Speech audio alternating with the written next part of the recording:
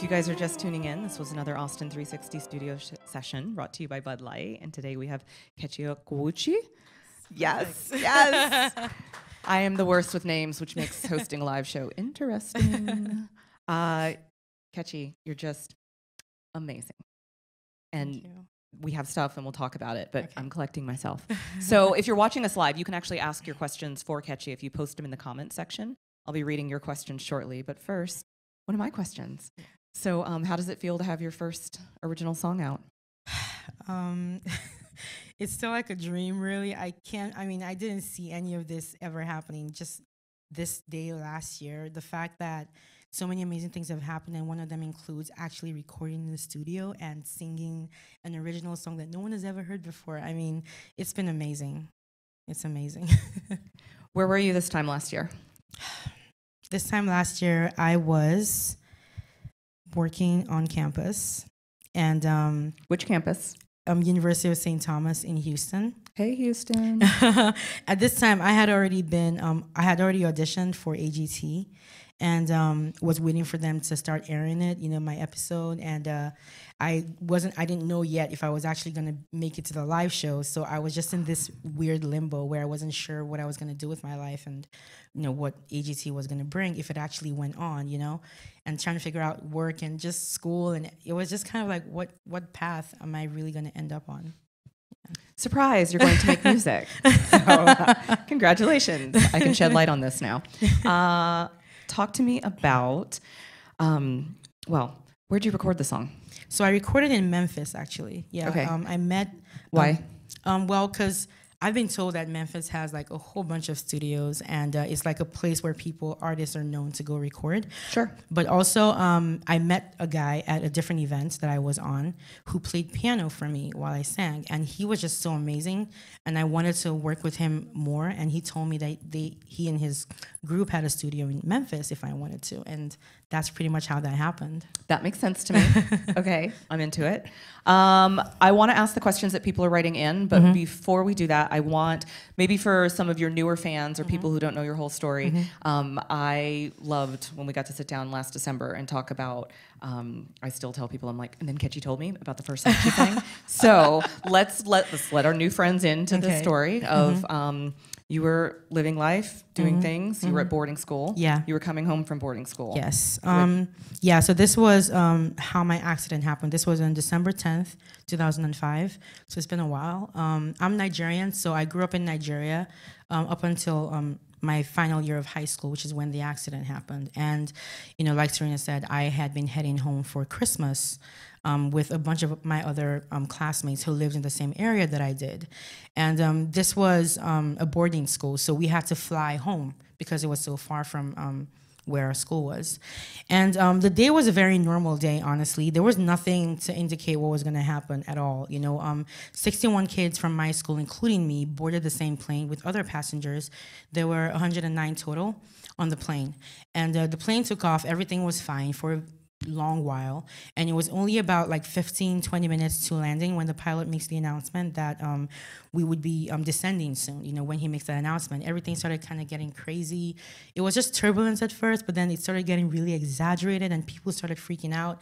And then a lady at the back kind of screamed, which started like the chaos in the entire cabin. And so it was kind of like a very surreal moment, really, for me. Like, is this actually happening? Because you don't ever board the plane thinking that it's gonna malfunction while you're on it. It was like a movie, and I was just in this state of awe and shock at what was happening around me. And I couldn't see out the window because I was in an aisle seat, so which is probably for the best because people were just flipping out. And my last memory is holding my friend's hand. She was in the aisle seat right next to mine, and I remember that I could hear this metal scraping sound in my brain, and that's the last thing I remember feeling or hearing before I must have blacked out, because my next memory after that is waking up 5 weeks later in a hospital in South Africa. Sometimes blackouts are good. Yep, because there were 2 survivors, and the other lady, she remembers everything. She never passed out. She remembers the crash itself. She remembers everything. So, her experience, she didn't get any burns, which is great, a miracle in itself. But I wouldn't trade that for what she can remember ever, So I mean, I'm grateful I don't remember a whole chunk of what actually happened. I'm grateful you don't remember, and we're just friends. It's a lot. Yeah, So waking up. So you woke up 5 weeks later. I'm sure your family was thrilled. You were back. Yeah. And then, of course, the long recovery process because healing burns is painful and lengthy. And it takes a while, yeah. I was in South Africa for 7 months for emergency treatment. So they basically like patched me together there and kept me alive. That was the aim, just keep me on this side of life, you know.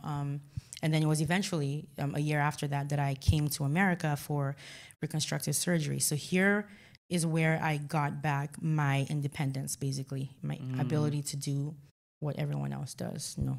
Yeah. And forgive my ignorance, but do plastic surgeons help with that? See, all plastic surgeons aren't bad. They do good They're things. plastic, yeah. I mean, they're specialized in burn care, but I mean, it's all plastic surgery, yeah. And so that's what brought you to Houston? That's what brought me to Houston. Well, Galveston first, Shriners Hospital, but then, eventually Houston when I started college. So Texas, good job. Yes. That's how we Texas got our took care Kechi. of me. Good job. So then you mentioned that you were singing one day. Your mom was in the hospital Yes. room. Tell my friends that story because it gave me chills and goosebumps and joy. So before the accident, I'd always loved singing. I mean, I love music as much as any other person did, and it was a huge part of my life. Singing was a big part of it too, but not anything high profile. I just used to sing for fun. And my voice was like, it was okay. It was maybe a bit better than average, but really nothing you would listen to like twice, you know. I mean, it was just normal. But after the accident happened, I remember I was lying in bed, this was in South Africa, and my mom, you know, part of my treatment was also music, so she would play like all these my like favorite artists next to my bed whenever she came to visit, and one of them was Kelly Clarkson, and I remember also Texan. Yep. Kelly. That Breakaway album was, I mean, I can't think of that album and not think of South Africa because that was when. It has a lot of meaning for me at a time in my life when things were the hardest. So I was singing Breakaway, and no, she was singing Breakaway on the CD, and I started singing along to the song, and my voice just came out totally different from what my mom and I remembered it to sound like. And I remember my mom looked at me like, "What was that?" And I was like, "Does it sound?" She was like, "Yes, it sounds different." And so like at that point, we realized that something had happened. I don't know what. We don't know like what happened, but something changed in my voice after the accident for sure. And it was just like one of those blessings that we were just like, we don't know what this is, but we just thank God. And I mean, that's great. That's nice. You know, I mean, one good thing out of this horrible thing. So it was just awesome that I could start, you know, singing along to my favorite songs with more confidence. And just music was just like this thing. Like once I realized I could sing along to all my favorite songs, my dad bought me a karaoke machine. And I mean, I would just go to town on that thing my sister remember, like, look, we would do like performances for the family. Bought like 2 mics. It was a part of my therapy, music therapy. When I got here, Shriners made it part of my actual like healing process. And so I would do physiotherapy and then I would go do music therapy. And it was just really fun. It was my biggest escape, my biggest distraction from all the pain and the itching that comes with dealing with burns. And so that's pretty much how the next 10 years passed by, with me just jamming out on my karaoke machine. And eventually I got the guts to join the church choir, but that was like it before AGT happened, yeah. I feel like that was an excellent investment your father made. He credits Shout himself out, too. as he should. He's like, cool. Feel free to buy me a house because I did inspire the karaoke machine purchase. It's really awesome that it was formally a part of your therapy. Yeah, I hadn't heard that before. Yeah, Shriners, they're all about like a very holistic kind of treatment where they focus on every part of your healing and not just the physical. They want you to be as reintegrated as possible into society. And so they find out your likes, your dislikes, what you like to do, and they try to incorporate it as much as they can to your treatments. So that way, as you're healing your body, your mind is healing, your soul is healing. I mean, they're just an amazing organization. And I'm now actually an official patient ambassador for them, which happened after the show. And I went back and just, felt like, this would be a great time to be able to give back to them in some way. And so I'm proudly doing that for them because they did so much for me. How does that feel, getting to go back now to the hospital and speak with younger people? Yeah, it's definitely it's tasking a little bit, to the mind a lot, because when I go into the ICU, I see a lot of kids who are in a position that I used to be in, and these are like even much younger kids too. So it's really heartbreaking, and I pray every time I go, because I know it's going to take a lot out of me. Right. But I want to do it because I had that kind of support from my family and my friends, and that's probably number 2 reason why I was able to come out of what happened the way that I did, still with that optimism in life. And it's my family, my support system, which is not just blood, it's doctors that care about you, nurses that go the extra mile, teachers that care about how well you're doing in school, and all these people just came together to form my support system. I'm just really grateful for them, and I want to be a part of that for other people if possible. So I think you are. I think it's awesome. What's number 1? Family with support. Number 1. Yeah. Number 1 is definitely my faith. I'm a Christian, and I was born into a family of believers, and it wasn't something that just automatically happened for me. After the accident, I had a lot of questions and a lot of doubts, about what all this really means, and it had to be a personal journey for me and a personal choice to decide that I wanted to learn more about this being who supposedly cares about us more than anyone else ever would. And I kind of, as I got better, I started to get more and more curious about him. And honestly, I don't know where I would be without my faith, because the physical is a big part of the healing, but nothing can really penetrate the mind. You can't do that with surgery, So if I wanted any kind of healing that went beyond the physical, I found that, I would probably have to learn more about God, who, it just gives me a peace. My belief gives me a kind of peace that I can't explain. Just knowing that everything is going to be okay, even though it looks really dark right now, that's where my hope is, At the end of my strength and at the end of my own rope, that's where his strength begins. And so and he has endless strength. So, I just always feel like I have an endless supply of energy and optimistic thinking and stuff. So I guess, that's a really big part of everything. And it ties to my family too, because he gave that to me, Yeah. So those are 2 things that have helped me these last 12 years, for sure. 2 things. 2 massive things. Yes, massive. But yes, yes. I like 2 things that have made me amazing. Yeah. Okay, good. Talk to me about, so did you work with someone when you were writing this new song? Take me through that process. Oh man, it was you were in really Memphis. Cool. What I got from the songwriters was the lyrics and a basic melody as to how the song would go, like how they envisioned it. And they gave me full creative license and told me, do whatever you want, with the lyrics, with the song. We just want you to have this, and produce it however you want. Do what you just go wherever you want with it. Is that a lot of pressure? Not at.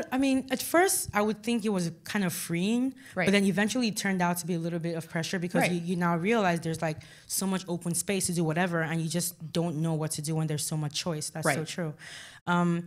But luckily I had like a bunch, like these guys at the studio I worked in. They just had like so many amazing ideas that I just went in with this basic idea of how I wanted the song to go. I knew I wanted it to build up in a powerful way, start very gentle and build up, and then end kind of abruptly, going back to that beginning softness. That was all I had when I came into the studio. But these guys, they just had all these other things. They created the instrumental from scratch. They, added drums, and I never would have thought the song would, need anything more than just a piano. But they just made it much bigger and fuller. Lots and of layers. I loved it. I loved it so much. So it was about 3 days or so. We had to squeeze all the work into 3 days, because I had right. an event somewhere else. So they were very accommodating. I would definitely work with them again if I can. They were awesome. I love that. You're like, okay, guys, you're back for next time. Yes. So congratulations, well played, Memphis. How can your fans and new friends connect with you on Facebook, Instagram, and then how can they get this new song? New song, yeah. Okay, so you can connect with me. I'm on all social media platforms: Twitter, Instagram, Facebook, Snapchat. So it's on Twitter, it's Kechi official Kechi. And then on Facebook, same thing, Kechi official. And then Instagram is Kechi_AGT. So, I mean, if you just type in my name, you probably, hopefully I pop up like first 3 and you would see me on either of these. And then for Don't You Dare, the song is actually released on all digital platforms. So it's on the basics, you know, iTunes, Spotify. It's on Amazon Music as well, Google Play. It's on YouTube. I just kind of threw it out everywhere I possibly could. That's what you should do. That's exactly, we like that. Some of us are loyal to one platform or 3. Yes, that's true. So, right. Okay, so Amazon, Spotify. Yeah, Amazon, Spotify, iTunes, yeah. All the places. Google Play, all the Kechi. Everywhere. All the Kechi. You can get a Kechi fix on the interweb. So talk about, well, actually, Justina Page had some really nice comments. Justina. Hi, Justina. I know her. Oh, okay. I'm like, I don't know. She seems nice. She's awesome. So she had a lot of great things to say, and she also wanted to point out you have a powerful experience and amazing recovery. Is there one thing in particular that inspired the lyrics of Don't You Dare? Yes. So I didn't write the lyrics, you know, the songwriters did, and they said that they were inspired by watching me on AGT last year. And so they heard my story, they watched me sing, and it was actually mid-live show, the semifinals, that they contacted me with the song. So it's something that they had a year ago already, and it took literally a year to make the song happen. So amazing. They watched me on the show, and they just wrote the song based off of that. Yeah. Excellent question, Justina. And next question, actually, we talked about a year ago where you were, what was going on. Let's do some vision boarding. And where would you be in a year from now? What prayer can we offer up? Where would you like to see yourself a year from now? A year from now, one thing I know for sure I pray happens is that I actually have a concert, like a performance of like just 6 of my own actual songs. You know, that's what I think that would be amazing if I have like an actual group of people who want to come watch me sing original music. So I see myself hopefully on a stage where I'm singing songs that were written for me or by me, and a bunch of people in the audience who are actually enjoying the music. That would be awesome. We can all come back, right? Just the studio audience and I just need to confirm. Okay, so we'll be there. That would be awesome. Awesome. Another question that was posted was, what's your favorite thing about Austin? So far, the food, for sure. Everybody's. For I think sure. That's why we're all here. Oh, man. It's not the weather. It's not the weather. No. Food? Check. Food, for sure, yeah. Check. Okay. Have you, do you have a dog?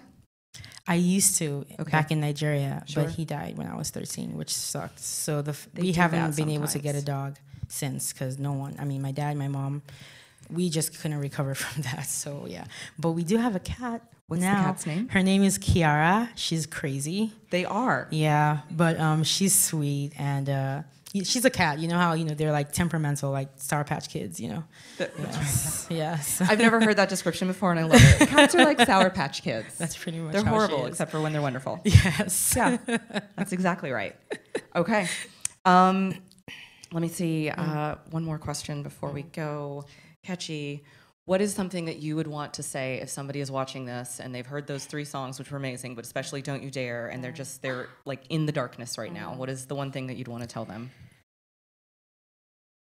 I would want to tell them that if they're here today, now in this moment, it means that they have already overcome just huge obstacles in their past that they did not know at the time that they could overcome. Being here right now, all of us, means that we have already gone through so much, because life is a battle. Every day is like people are going through different things. But the fact that we're all here means we have overcome past struggles. And so this means that we actually are more resilient than we realize as human beings. And so if we're here now, that's a representation of the fact that we can go further. We just can, because, no one came here, no one's here right now just, living the easy life and by mistake or by chance. There's nothing like that. It's all very deliberate. We overcome stuff and then we get to this moment. I feel like if we're here, if I'm here, if you're here, we've gone through some stuff that, man, we just thought they were like mountains at the time. So this just means that we do have it in us to go further than we are right now. And I want people to believe that about themselves. Judge based on your past how strong you are, and realize that you have endless strength in your future as well.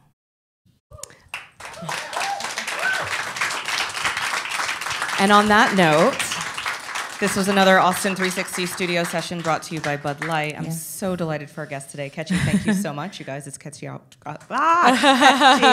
Okwuchi, and you are amazing, and you can find her on all the social media channels. Thank you guys for tuning in. Thank you so much. Thank you.